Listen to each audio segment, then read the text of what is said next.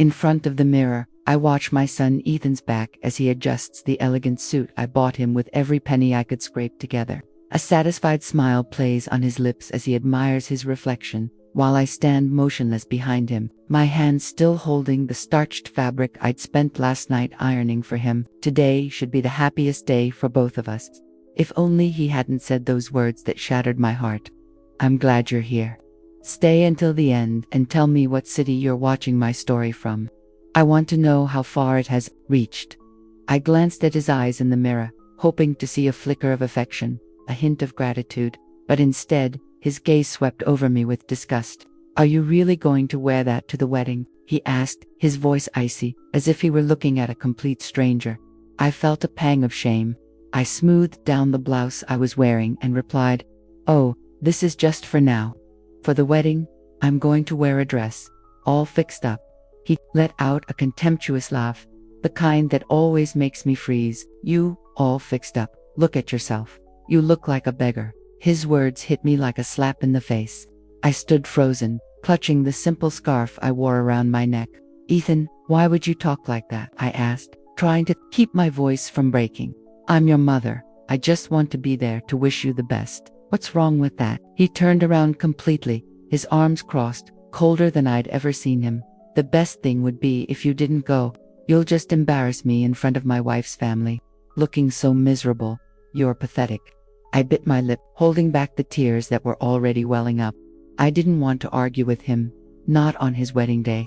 So I just turned, walked out of the room in silence, and hid my pain. The same question spun endlessly in my head. Why? I gave him everything, my strength, my youth, to raise him, to educate him, to grant his every whim, and today, he wanted me to disappear from the happiest moment of his life, as if I had never existed. When I heard his bedroom door slam shut, like an invisible barrier pushing me out of his life, I froze, my heart clenching. From inside, I heard him mutter, "I just hope you have the good sense not to ruin everything." Then, his footsteps faded away. The house fell so quiet I could hear my own heart breaking into pieces.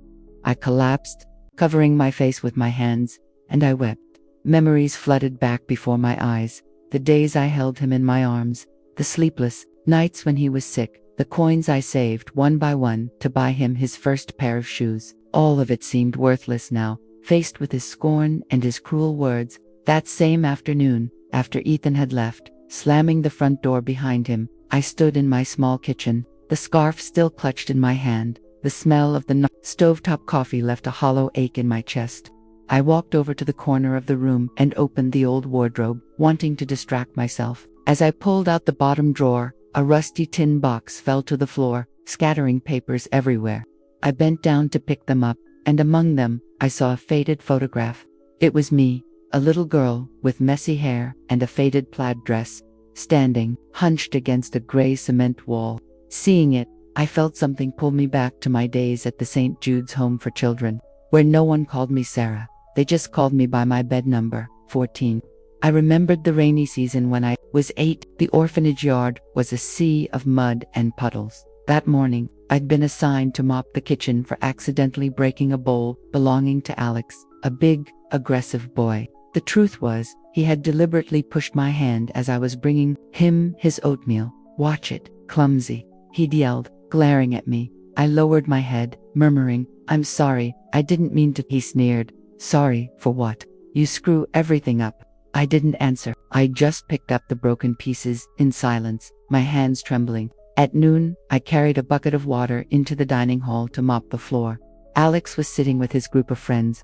As soon as he saw me, he stood up and kicked the bucket. Hard water splashed everywhere, soaking the legs of the other children. "You damn charity case," Alex shouted. "Clean it up and then get lost. You look like a drowned rat." Everyone erupted in laughter. Another boy chimed in. "Hey, Alex, hit her harder. See if she can swim." I lowered my head, grabbed the mop, and tried not to look at anyone. "What? Are you mute or something? Say something," Alex continued, stepping closer to shove my shoulder. I'll get it clean," I said in a tiny voice, just wanting him to leave me alone. At lunchtime, I was late because I was still mopping.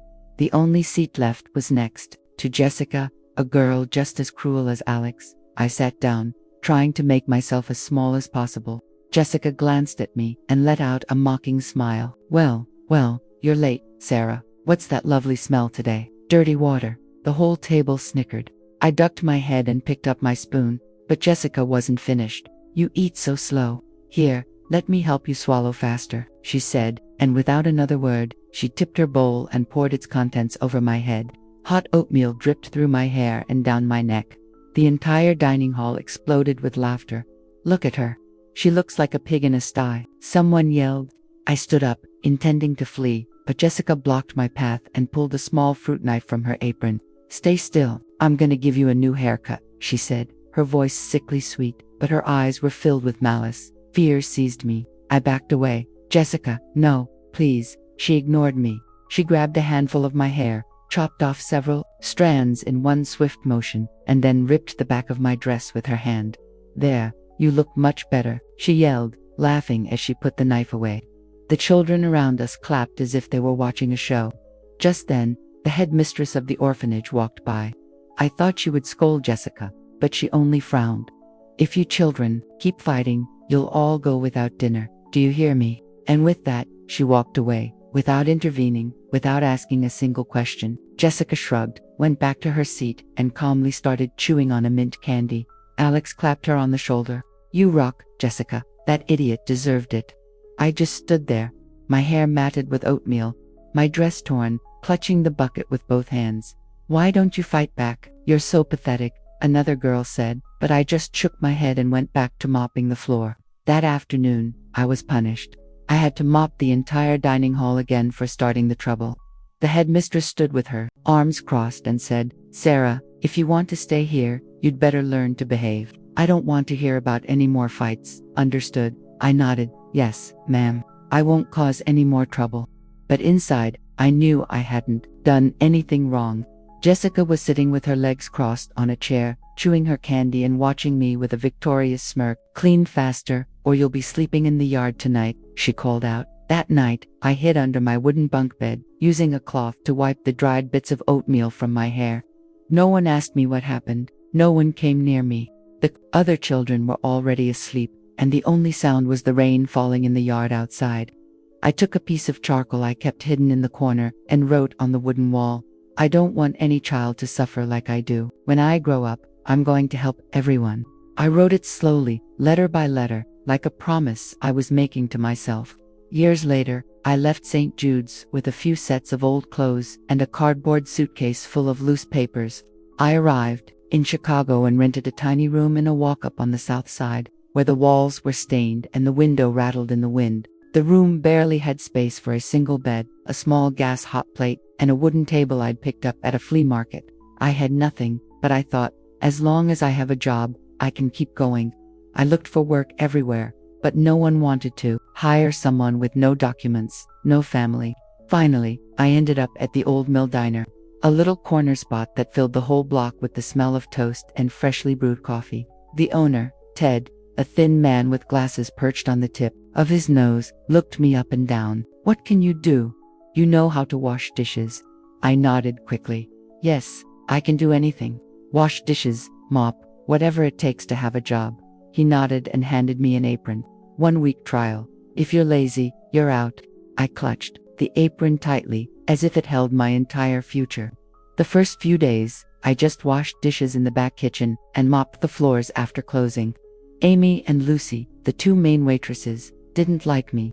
They were young and pretty, always in tight blouses with bright red lipstick. One time, as I was wiping down the counter, Amy walked by and scoffed.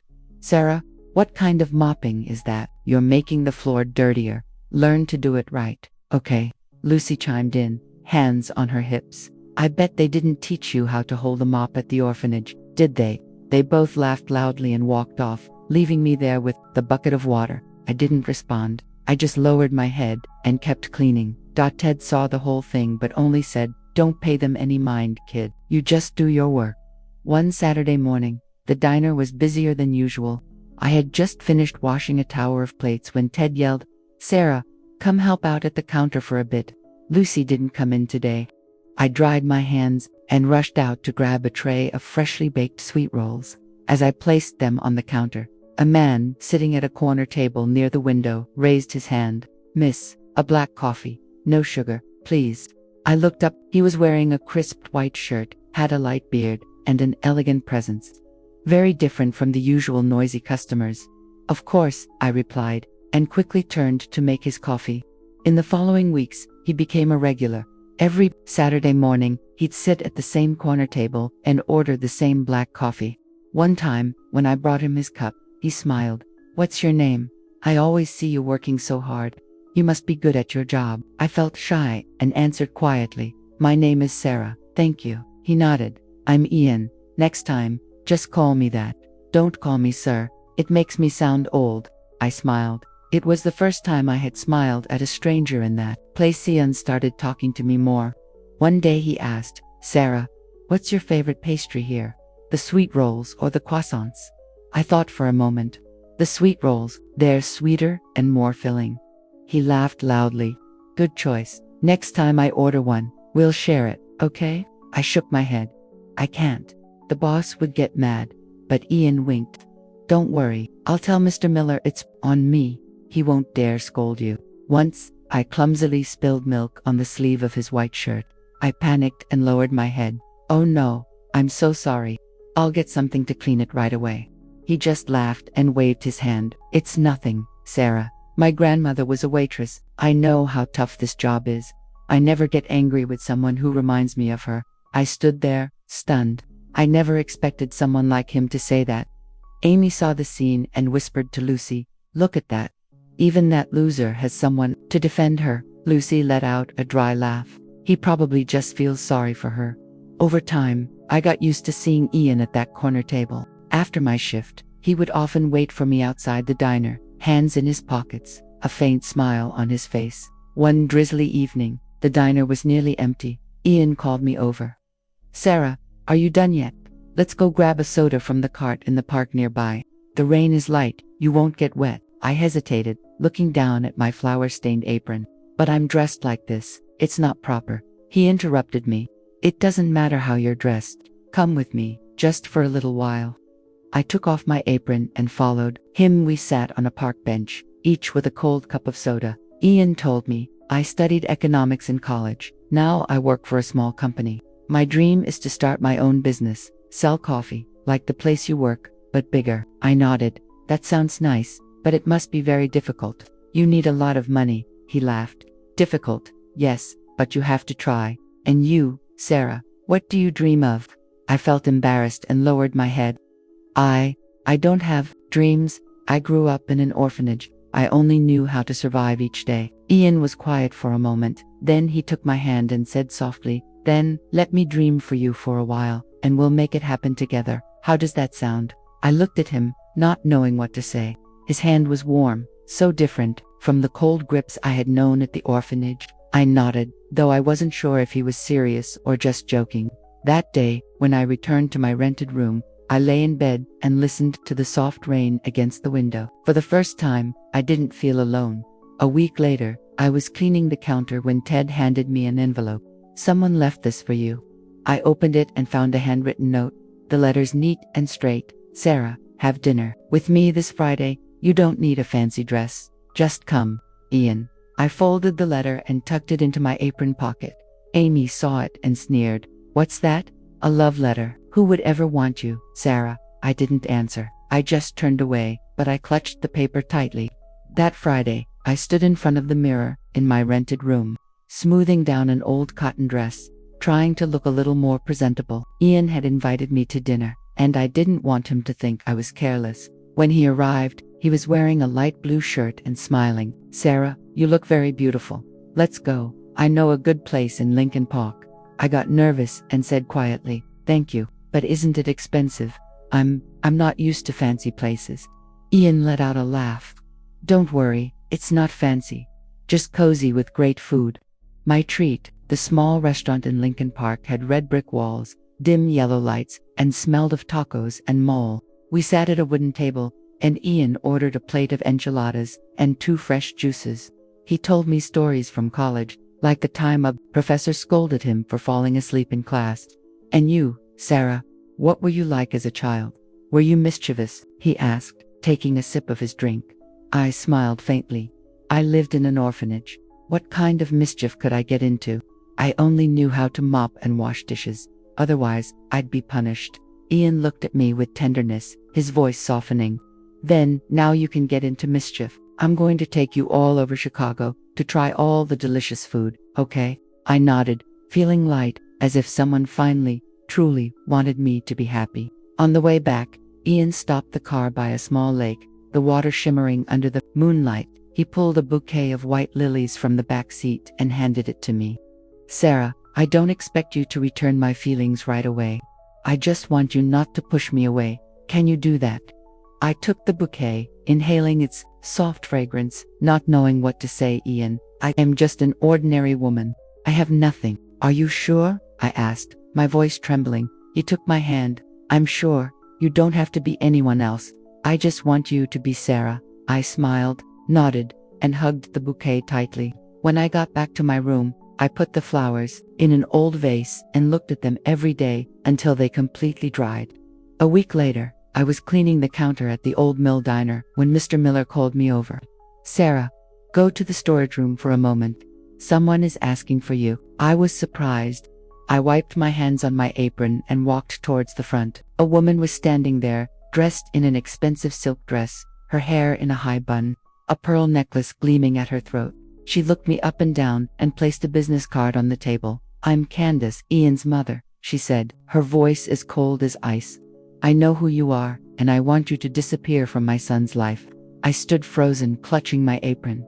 Excuse me, what are you saying? Ian and I are just friends, I replied, trying to stay calm. She let out a sarcastic laugh. Friends? Do you think I'm stupid? You're an orphan, a waitress, a stain on my son's life. He doesn't need your pity, and I know exactly who you are. I shook my head. I haven't done anything wrong. Ian came to the diner on his own. He was the one who spoke to me. She stepped closer, spritzed perfume on her wrist, and said in a voice as sharp as a razor, I won't repeat myself. If you have any dignity, you'll listen to me. Disappear. Then she turned and walked out of the diner, leaving the card on the table. That same afternoon, I was mopping the floor in the back of the diner when a middle-aged man in a gray suit approached me. He grabbed my arm, stopping me. You're Sarah, right? I'm Bartholomew, Ian's father. I flinched and pulled my arm away. Yes, that's me. What do you need? He looked at me with cold eyes. Look, my son is a sensible boy, but he's still young. If you truly want what's best for him, you'll stop this here. He pulled a wad of cash from his jacket and held it out to me. This is enough for you to leave the city and start a new life. Take it. I shook my head, backing away. No, I don't need money. I haven't done anything to hurt Ian. He smiled with contempt, trying to stuff the money into my apron pocket. So you don't want to cooperate. Fine. But remember, we have plenty of ways to keep you away from our son. Don't force me to use harsher methods. I pushed his hand away. Do what you want, but I'm not taking that money. He shrugged and left, leaving me there with my hands trembling with anger and fear. 3 days later, Ted called me into his office behind the diner. He was sitting at his desk, his face serious. Sarah, there's a problem. A large amount of money is missing from the diner's fund. And there's a video that shows you were the last person to handle the cash register. I was speechless, shaking my head. Mr. Miller, I didn't take anything. I just counted the money like you told me to, and then I closed the register. He sighed. I don't want to believe it either, but the video is clear. What do you have to say for yourself? Amy and Lucy appeared at the door, arms crossed, smirking. Amy spoke up. Sarah, don't deny it. We've seen you staying late. You probably took the chance to grab something, right? Lucy chimed in. Exactly, Mr. Miller. We already gave the report to the police. If she's smart, she just confessed. Maybe she'll get a lighter sentence. I turned to Ted, my voice trembling. You know I work hard. I swear I didn't take a single dollar. He shook his head. Sarah, it's out of my hands now. The police will handle it. That same afternoon, I was carrying a tray of sweet rolls to the counter as usual. 2 police officers walked in, and one asked, Are you Sarah? I nodded, still holding the tray. You're under arrest for theft. Come with us, he said, pulling out handcuffs. I didn't have time to react. They handcuffed me right there, in front of the counter. Amy whispered to Lucy, Watch your wallet, or she might take that too. Lucy winked. I knew it. People like her. They led me to the patrol car, my apron still dusted with flour, my hands shaking from the cold. In the car, one of the officers said, "You have the right to remain silent. Anything you say can and will be used against you in a court of law." I nodded without a word. As I looked out the window, I watched the old mill diner disappear in the distance, along with those days when I thought I could start over. On my first day at the Santa Lucia Correctional Facility, I entered the cell empty. A guard with a face like stone threw a gray uniform and a torn, musty-smelling blanket at me. "Put this on and sit still," she ordered, pointing to a corner of the room. I nodded, got dressed, and sat on the cold concrete floor. No one asked why I was there. No one said anything more than curt commands. I just lowered my head and obeyed, just like at the orphanage. A week later, I started feeling weak, nauseous, and dizzy every time I stood up. I thought it was from the poor food or lack of sleep. But on the 10th day, I fainted while carrying a bucket of water. An inmate nearby caught me. "What's wrong with you, kid? You're pale as a ghost." I shook my head. "I think I'm just tired." "It's nothing." She frowned. "Tired enough to pass out. Go get checked out. You don't want to die in here." I reluctantly went to the infirmary. The prison doctor, a thin, older man, gave me a quick checkup and then asked, "Have you ever been pregnant before?" I was startled. I shook my head. "No, but I haven't had my period in weeks." He nodded, scribbling something in his notebook. "You're pregnant. About 6 weeks along, it's certain." I wasn't surprised. I remembered that night with Ian, just before everything fell apart. I only asked in a low voice, "Is there any way I can keep the baby?" Dr. Ree looked at me coldly. "Inmates can give birth, but the baby will be transferred to a childcare center. You will not be able to raise him." The nurse beside him interjected, "Think about it carefully. This is no place for a child. After you give birth, you'll only get to see him for a few minutes. Then they take him away." I nodded, placing a hand on my stomach. "I want to have him. Whatever happens, I want him to live." The nurse shrugged. "Suit yourself. But don't complain later." I didn't answer. I just went back to my cell and sat in a corner. I took a piece of charcoal and started making marks on the concrete wall, counting the passing weeks. My belly grew. Sleeping on the hard floor became more difficult. But every morning, I had to keep working like the others, mopping, washing clothes, carrying buckets. No one showed me any pity. No one asked how I was. Only Rosalie, an inmate serving 15 years for armed robbery, ever spoke to me. She was a large woman with her hair pulled back in a ponytail and a raspy voice. One time, she secretly slipped a small packet of powdered milk into my hand. "Here, I got this from the kitchen. Drink it, so your kid doesn't go hungry." I was surprised. "Why are you giving this to me?" "You need it too." Rosalie let out a dry laugh. "I don't have kids, but I know what it's like to be pregnant. Take it, and don't let the guards see you." I clutched the packet tightly, murmuring, "Thank you. I'll pay you back." She waved her hand. "Pay me back for what? In here, we either help each other or we're screwed." The day I went into labor, it was raining hard. Water was seeping into the prison yard. I was sitting in my cell when the pains started, like stabbing knives. I grabbed the bars, screaming, "Guard, please, I'm in labor." A guard approached, frowning. "What's all that screaming about?" "Wait for the nurse. The doctor isn't here yet." I gritted my teeth, sweat pouring down my face. The labor lasted for more than 7 hours. I didn't scream. I just bit my lips until they bled. Finally, a nurse and a guard arrived with a few old sheets. The nurse yelled, "Lie down already. Don't make a mess." I collapsed onto the floor, digging my nails into the torn blanket. The guard muttered from the side, "Hurry it up. I don't plan on being here all night." The baby was born at 3:42 in the morning. His faint cry could be heard over the sound of the rain. The nurse wrapped him in an old blanket and took him away immediately. I reached out my hand, my voice hoarse. "Let me see him for a moment, please." The nurse shook her head. "Not allowed. Regulations say he must be transferred immediately." I lay there, empty-handed, staring at the ceiling of my cell. They didn't even let me touch my son. 2 weeks later, a guard took me to the visiting room. They placed a plastic bassinet in front of me. My son was there, breathing shallowly, his eyes closed. They gave me 15 minutes to see him. I placed my hand on his forehead and whispered, "Your name is Ethan's son. Mommy's going to take you home. I promise." The guard grew impatient. Hurry up, time's up. I nodded, wiped my tears, and went back to my cell. A year and a half later, my sentence was reduced for good behavior and for being a single mother. The day I got out, I went to the child care center on the outskirts of the city. The social worker handed me a long list of requirements, documents, a custody application, proof of residence. I had nothing but my old ID card. I'm the boy's mother. I want to get him back, I said firmly. The woman frowned. Do you have proof of employment? A stable address? I shook my head. I just got out of prison, but I can take care of my son. Please, let me see him. She sighed. Have a seat. We have to verify.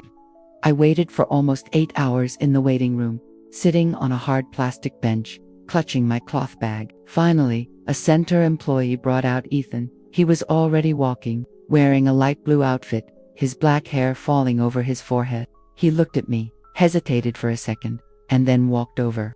I knelt down, hugged him tightly, and rested my face in his hair. Ethan, it's Mommy. I'm taking you home. The boy didn't say anything. He just took my hand. The social worker made me sign a stack of papers and said, you have to report to us periodically. If you can't take proper care of the child, we will take him back. I nodded. I will take care of him. I promise. I picked up Ethan and walked out of the center. It was a hot afternoon, but I felt light. I whispered to him, from now on, it's just you and me, son. After I got out of prison, we moved to a poor neighborhood on the outskirts of Chicago. I managed to rent a tiny room, just big enough for an old bed, a broken electric hot plate, and a wooden window that creaked in the wind. The walls were stained, and the air smelled of damp, but I figured having a roof over our heads was a victory. I cleaned the floor, bought a cheap curtain at the flea market, and hung it up to make the room feel less empty. Ethan, this is our home, I told him, holding him and pointing to a corner of the room. He looked around, said nothing, and just took my hand. The first day I went out to look for a job, I put on the only white blouse that still looked decent, pulled my hair back, and knocked on doors everywhere. Restaurants, diners, private homes. I offered to do anything, clean, help in the kitchen, watch children. At one diner, the owner looked at me and asked, do you have experience? Your criminal record? I fell silent, clutching my cloth bag. I was in prison, but I didn't do anything wrong, I said in a low voice. She frowned.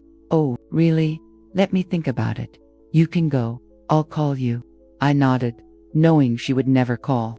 I tried for other places, but it was always the same. Some rejected me immediately. We don't hire people with a record. Sorry. I didn't blame them. I just turned and walked away in silence. Finally, I went back to the old mill diner where I had worked before. I stood in front of the door, watching Ted as he wiped down the counter. Mr. Miller, would you let me work here again? I asked, my voice pleading. I can clean the bathrooms, mop the floors. You don't have to pay me much. He stopped, cleaning, and sighed. Sarah, you've caused enough trouble already. Go on. I don't want any more problems, I insisted. I have a young son. Please, I just need a chance. He shook his head. I can't help you. Look somewhere else. I walked back home. My old shoes, with their worn-out soles, made my feet ache. After many days of searching, I found a job as a janitor on the night shift in the administrative wing of a public hospital. The pay was low, but they didn't ask for many documents. You work from 10 at night to 6 in the morning, cleaning hallways, bathrooms, waiting rooms, the supervisor said. Can you handle that? I nodded. Yes, I can. He gave me a blue uniform and a bucket. You start tonight. During the day, I left Ethan with Mrs. Gable, a kind-hearted widow who lived next door. She only charged me a few dollars a day. Sarah, you leave the boy with me. I'll look after him like he's my own grandson, she'd say, stroking Ethan's head. Thank you so much, Mrs. Gable, I'd reply, pressing a few coins into her hand. At night, I'd cook a simple bowl of oatmeal, put Ethan to bed, and run off to work. Sometimes, as I mopped the hospital floors and listened to the patients coughing, I would repeat to myself, I have to endure. Ethan needs me. Ethan grew up healthy. When he turned 5, I saved up enough money to buy him a red bicycle from a second-hand market. I cleaned it up and tied a cloth ribbon to the handlebars. Ethan, here's your birthday present, I said, pushing the bike into the building's courtyard. He shouted with excitement, Mom, it's so cool. And he pedaled all around the courtyard, laughing, his hair flying in the wind. Mrs. Gable watched him, smiling. "Sarah, you're raising that boy right. He's strong as an ox." I nodded. "I just want him to be happy, ma'am." But when Ethan turned 9, things started to change. There were several wealthy kids in his class who were dropped off at school in cars and always wore new clothes. One afternoon, he came home, threw his backpack on the floor, and asked, "Mom, why don't we have a flat-screen TV like Bruno's?" I was cooking. I turned around, smiling. "Ours still works, honey. He'll take you to the park tomorrow. That's more fun than TV." Ethan scowled and turned his back. "I don't want to go to the park. My friends have big TVs and good phones, and I have nothing." I stood there silently, spoon in hand, not knowing what to say. He went to a corner of the room and didn't speak again. When he turned 12, I saw that his shoes were completely worn out. So I scraped together what I could and bought him a used pair of soccer cleats at the flea market. I wrapped them in a box and gave them to him. "Ethan, I bought you some shoes. Try them on." He opened the box and narrowed his eyes. "Are they used? I'm not wearing them." I was taken aback. "But they're in good condition." I picked them out carefully. "Try them on. They're good for playing." He pushed the box aside. "My friends only wear new shoes. Don't you get it? If I wear these, they'll make fun of me." I bent down to pick up the box, my voice low. "I'm sorry." It was all I could afford. He didn't answer. He just turned away. One night, I came home early from work and found him in front of the room's broken mirror, combing his hair and muttering, "I don't want to be poor like my mom." I walked in and asked, "What did you say, Ethan?" He jumped, his face turning red. Nothing." I looked at him, my voice soft. "What do you want to eat tomorrow? I'll make it for you." He answered curtly, "A hot dog. Like the ones my friends eat." I nodded, though deep down, I knew he was comparing me to his friend's mother's dot. The next day, I checked my coin purse, counted the change, and stood in line at the bakery near the subway station from 5:30 in the morning. I bought 2 hot dogs, wrapped them carefully, and brought them home. But when I opened the door, Ethan had already left for school. On the table, he had left a small note, "Ate with my friends. Didn't need the hot dogs." The hot dogs sat cold on the table. I sat down, staring at the note, my hand clutching my cloth bag tightly. After the morning Ethan rejected me, I went back to the small kitchen, cleaned the table, and washed the skillet with the leftover sauce from breakfast. The smell of cold coffee still hung in the air, a reminder of my son's cruel words. I tried not to think, just worked in silence. In the afternoon, I took an old dress from the wardrobe, washed it by hand in a plastic tub, and hung it by the window. The dress was very worn, but I thought if I added a few stitches, I might still be able to wear it to the wedding. Maybe Ethan will change his mind, I told myself, though I knew it was a fragile hope. At 7 that evening, my phone vibrated. I saw the name of Amaya, Ethan's fiancée, on the screen. I answered in a quiet voice, "Amaya, honey." Her voice was soft but firm. "Sarah, I'm calling so you don't worry." Ethan decided he wants a simple wedding. No complications, just with close family. I was silent for a few seconds, then replied, "Yes, I understand. Thank you for letting me know, dear." Amaya hesitated. "Sarah, you're not upset, are you? I just wanted you to know." I shook my head, though she couldn't see me. "No, I'm not upset. I wish you both the best, honey." I hung up and left the phone on the table. I didn't cry. What Amaya said didn't surprise me. I was used to being left out. Like that time Ethan said he didn't want the food I bought for him. I went to the corner of the room, knelt, and pulled out a small wooden box from under the bed. Inside were a few old things, a broken comb, a silver chain, and the first letter Ian ever wrote me. The paper was yellowed, the ink smudged right where it said Sarah. I stroked it gently and read it again. "Have dinner with me this Friday. You don't need a fancy dress. Just come." I folded the letter, put it back in the box, and closed the lid. I stood up, opened the wardrobe, and took out my old savings book. I sat at the table and counted every bill. It was the money I had saved over 3 years, in case I got sick. I had $1,200. It wasn't much, but it was enough to do something I had never dared to do. I put on a jacket, locked the door, and walked to Mendoza's Fine Apparel, a boutique on the corner of Juarez Avenue. I had passed it hundreds of times, staring at the elegant dresses in the window. But I had never worked up the courage to go inside. That day, I pushed the door open and walked in without hesitation. The saleswoman, young and beautiful, looked me up and down. "How can I help you, ma'am?" I answered with a firm voice. "I need a dress. My son's wedding is tomorrow." She was a little surprised, then smiled. "Of course, let me show you our most beautiful models." She led me to the formal wear section and pointed to a dark blue dress with crystal beads and a glittering Versace logo on the chest. "Try this one on. It would suit your figure very well," she said. I nodded and went into the dressing room. When I put it on, I looked in the mirror and didn't recognize myself. A middle-aged customer walked by, stopped, and commented, "You should get it. It would make anyone look twice." I smiled. "Thank you. I like it too." The saleswoman nodded. "It looks gorgeous on you, truly. Are you going to take it?" I nodded. "Yes, this one." "How much is it?" she replied. $850, ma'am." I took a deep breath and gave her the money.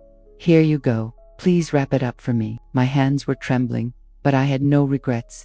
I went to a nearby store and chose a pair of silver heels and a matching clutch. The clerk, an older woman, smiled. "You have very good taste, elegant without being over the top. Are you going to a wedding?" I nodded. "My son's wedding." She nodded. "Of course, that's what being a mother is, looking your best so your son can be proud." I smiled, paid, and left with the bags in my arms. On the way, I passed by Queen's Style Salon, a small but busy place. The stylist, Becca, with her bright red hair, looked at me and exclaimed, "Honey, you have gorgeous cheekbones. We just need to fix that hair, and you'll be perfect." I sat in the chair and told her, "Make it simple and neat. I'm not used to anything too flashy." Becca nodded. "Of course, sweetie. I'll give you a soft wave and cover up the grays. You're going to look so elegant." While she cut, she asked, "Where are you going all dressed up?" "A wedding or a big party?" I replied, "My son's wedding. I just want to look nice."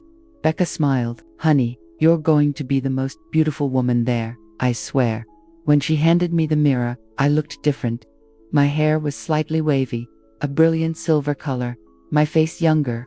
I stood up, paid, and told her, "Becca, you made me feel like someone else." She winked at me. "You were already beautiful. You just needed a little love. At the wedding tomorrow, walk with confidence." "Okay." I nodded, took my bags, and walked out onto the street. That night, I walked through Millennium Park. The gentle wind caressed my cheeks. I looked at the yellow lights of the buildings, listening to the distant hum of traffic. I was no longer thinking about what Ethan had said or Amaya's call. I only knew that tomorrow, I would go to the wedding not to prove a point, but because I am the mother of the groom, and I have every right to be there. On the morning of Ethan's wedding, I woke up at 5, when the sky was still shrouded in fog. No one called, no one texted to see if I was coming. The small room was silent, except for the ticking of the clock on the wall. I stood in front of the mirror and put on the dark blue, beaded Versace dress I had bought the day before. I painted my lips a light shade of pink and sprayed a little of my old perfume only. A few drops were left from the bottle I'd bought 8 years ago. The subtle scent made me feel different. I tied my hair into a high bun, showing off the silver waves Becca had given me. I looked at myself in the mirror and whispered, "Today is Ethan's day, but it's also my day." I opened the app on my phone and ordered a car. When I got in, I told the driver, "Take me to the Hidalgo Grand Hotel, please. As fast as you can." The young driver looked at me in the rearview mirror. "Going to a wedding, ma'am. You look very elegant." I smiled faintly. "Yes, my son's wedding. Thank you." He nodded and turned on the radio. Country music was playing, and it calmed me a little. The car stopped in front of the Hidalgo Grand, an imposing building with an arch of white flowers and lit chandeliers. I stepped out of the car, my silver heels clicking against the pavement. A receptionist in a black blazer looked at me doubtfully. "Excuse me, do you have an invitation?" I replied firmly. "I'm the mother of the groom. I don't need an invitation." She was silent for a few seconds, then nodded. "Please, go in. The ballroom is on the 2nd floor." I nodded and walked through the floral arch, clutching my purse tightly. The doors to the ballroom opened, soft violin music was playing, and the light from the chandeliers fell on the gleaming wooden floor. The crowd, men in suits, women in formal gowns, turned to look at me. Whispers started to ripple through the room. "Who is she? Whose side is she on? She doesn't look like she's from the bride's family." I walked slowly, step by step, straight to the center of the room. I didn't look for a table. I didn't call out to anyone. I just wanted everyone to see me, to see Sarah, the mother of the groom. From a corner of the room, Ethan was laughing and talking with several men in gray suits. He was wearing the suit I had ironed for him. He looked elegant, but when he saw me, his face hardened. He walked over quickly, gently took my arm, and pulled me aside, all while nodding at guests and gritting his teeth. "Mom, what are you doing here? I told you not to come. Do you want to make a fool of yourself at my wedding?" I looked at him and calmly pulled his hand off my wrist. "Ethan, I'm not causing any trouble," I said, my voice steady. "I only came to give you my blessing." He lowered his head and muttered with contained rage, "You look like a beggar in makeup. Aren't you ashamed? Amaya already told you, it's just for close family." I looked him straight in the eye. "I am your mother, Ethan. I have more right to be here than anyone." He shook his head, as if he was about to say more, but I had already turned away, walking towards the stage in the center of the room. The master of ceremonies, a young man in a navy suit, looked at me, bewildered. I motioned to him and said, in a low voice, "May I borrow the microphone for a minute?" He hesitated. "Yes, but who are you?" I replied, "I'm the mother of the groom." He nodded and handed me the microphone. I stood up straight, looking out at the crowd, mostly strangers, some of Amaya's relatives, and Ethan in the back, his face tense. I took a deep breath and spoke clearly. "Good evening, everyone. I'm Sarah, Ethan's mother. I just want to wish my son and his bride, Amaya, a life full of happiness. And even if I don't appear in the family photo tonight, I wish with all my heart that your love lasts forever." I put the microphone down. The room was silent for a few seconds until applause began to break out, slow but steady. An older woman near me said to another, "That was so beautiful. She's the groom's mother, right?" Another nodded. "Very elegant." I wasn't expecting that. I gave a slight bow and stepped down from the stage. My heels clicked on the polished floor. In that instant, a deep, familiar voice sounded behind me. "Excuse me, may I have this dance?" I turned, my heart stopped. A man in a light gray suit, with soft gray hair at his temples, was standing in front of me. But that smile, that look in his eyes, it couldn't be anyone else. It was Ian. I stood frozen, barely able to whisper, "Ian, is it really you?" He nodded and held out his hand. "It's me, Sarah. Will you dance with me, like we used to?" My heart started pounding in my chest again.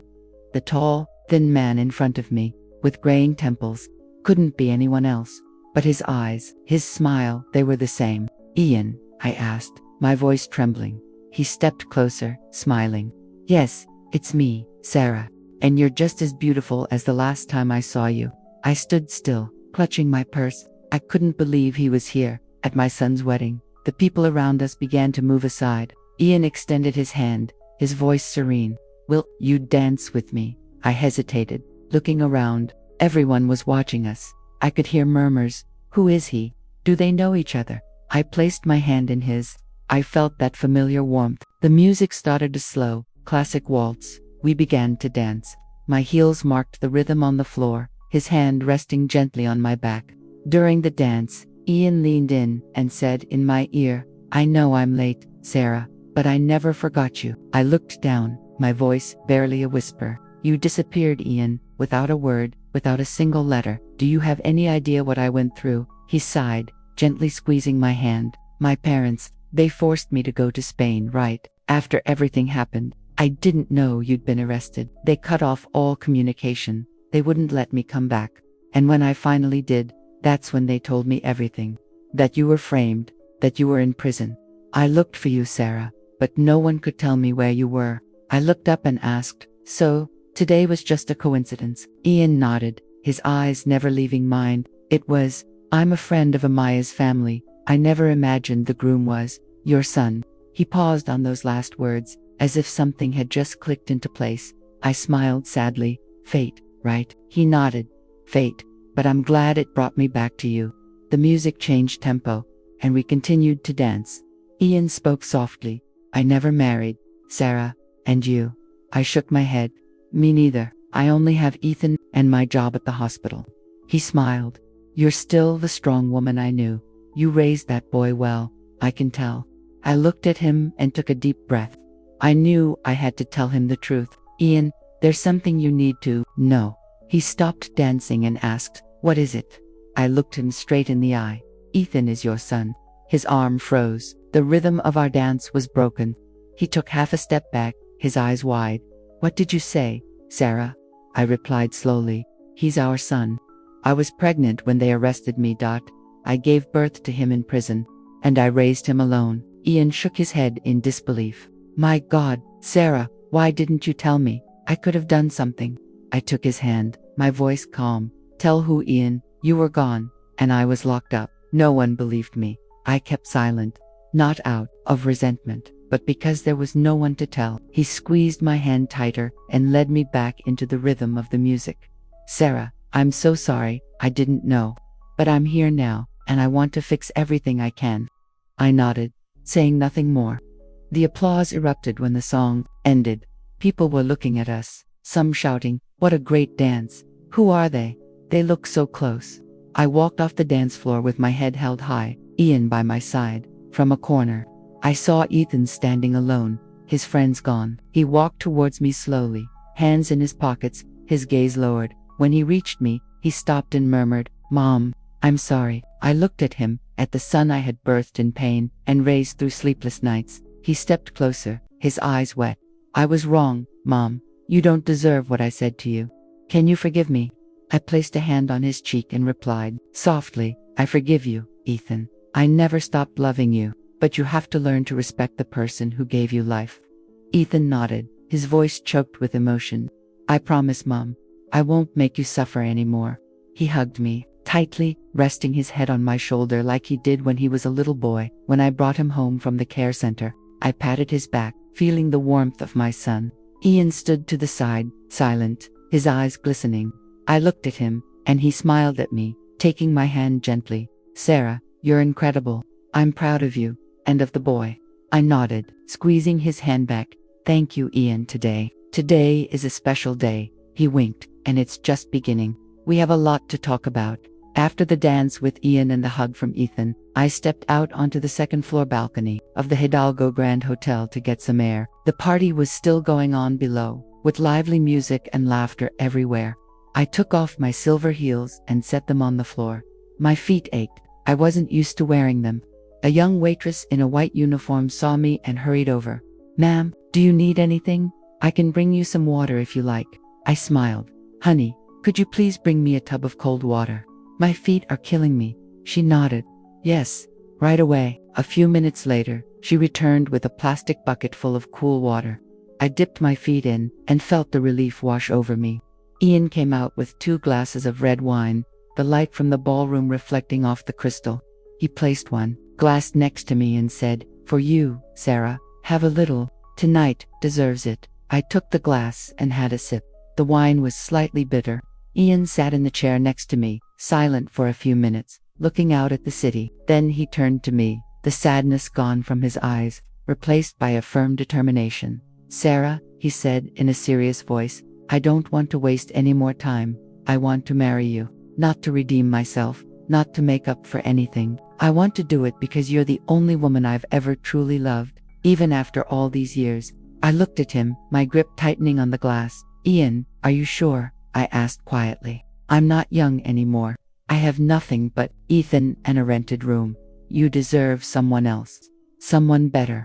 He shook his head, taking my hand. "Don't say that, Sarah. I've been all over the world. I've met all kinds of people, but no one like you. Strong, honest, and capable of giving life meaning. I'm sure. More than I've ever been." I didn't answer right away. I stood up, walked barefoot to the railing, and looked out at the city. The yellow lights of the buildings stretched out like warm rivers, the distant noise of cars mingling with the night breeze. I turned around and nodded. "Yes, Ian, I accept." My eyes were a little misty, but I was smiling. He came closer and put a hand on my shoulder with the same tenderness from that day in the park when we drank sodas. We stood in silence, listening to the wedding music drifting from the ballroom. "You know something," Ian said. "I thought I'd never see you again, and now I feel like I've been born again." I laughed. "Don't be silly. We're old now. We're just starting over." He winked. "Old, yes, but we still have a lot of dances and tacos ahead of us, don't you think?" I nodded, laughing loudly. "Yes, we have a lot of tacos to get through." I walked back into the ballroom with my silver heels in my hand. Ethan saw me and approached hesitantly. Mom, I want to tell you something. I stopped and looked at him. Tell me, son, I'm listening. He lowered his head, his hands in his suit pockets. If you'll let me, I'd like to be with you from now on. I don't want you to be alone anymore. I put a hand on his shoulder and said gently, Ethan, I don't need you by my side all the time. I just need you not to turn your back on me. He nodded, his eyes red. I promise, Mom, I won't make you suffer anymore. I'm proud that you're my mother. I patted his shoulder. Then it's okay. Now go. Your bride is waiting for you. Ethan smiled, hugged me one more time, and went back into the ballroom where Amaya was talking with guests. I took Ian's arm, and we walked in together. An older man in a blue suit shouted when he saw us, "Look at that. Looks like we've got another wedding coming." The crowd erupted in sincere laughter and applause. A woman near me took my arm and said, "Honey, you look stunning, like a movie star. May you be very happy with that gentleman." I smiled. "Thank you, I'll try." The woman winked. "Don't try, just love him. Life is short." I looked at Ian, then at Ethan, who was holding Amaya's hand in a corner of the ballroom. I no longer felt invisible, like in the days of cleaning hospital hallways or sitting in a prison cell. Now I was here, proud, loved, and for the first time, choosing how to live. Ian whispered, "Sarah, tomorrow I'm taking you out for the best in the city. How does that sound?" I nodded. "Deal. But you have to invite Ethan too." He laughed loudly. "Of course, the three of us will go." Looking back now, I think life is like a plate of shellackles. Sometimes it's spicy, sometimes it burns, but if you add love, it tastes better than any feast. Today, among the lights and music at the Hidalgo Grand, I found my family again. And I also found myself. We tell this story based on real events. The names and places have been changed to protect the identity of the person involved. It is the story of a mother who sacrificed her entire life for her children and grandchildren, only to be despised, used, and abandoned in the end. But when she had nothing left to lose, she rose up, and this time, she lived for herself. We don't tell this to judge, but so that whoever is listening might stop and think, how many mothers are suffering in silence within their own homes? Now, I'm curious about you, the one listening to my story. What would you do if you were in my place? Have you ever experienced something similar? Let me know in the comments. In the meantime, I'll leave 2 other stories on the end screen that are favorites on our channel, and that will surely surprise you. Thank you for staying until the end.